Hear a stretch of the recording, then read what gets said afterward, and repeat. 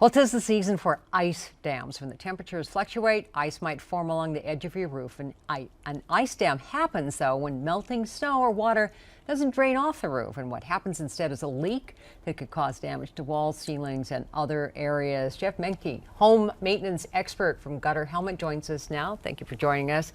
You get a lot of calls this time of year for this type of thing. Yes, we do. So describe for me what it is, what causes an ice dam?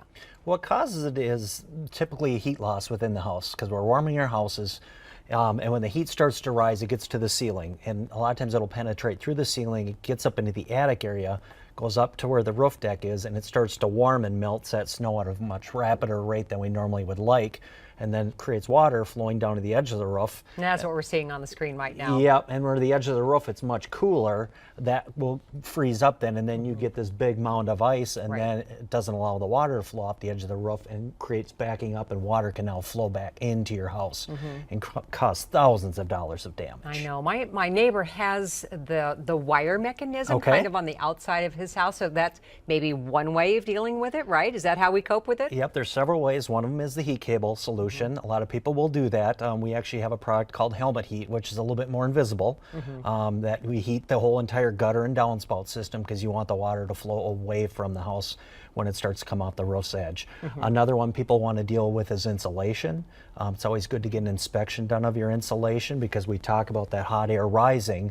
When it hits the ceiling, if there's enough insulation in there, it'll prevent that airflow, that hot airflow from getting to the roof deck. Another thing people can do is rake their roof. It's always good to keep... He does that too. Good.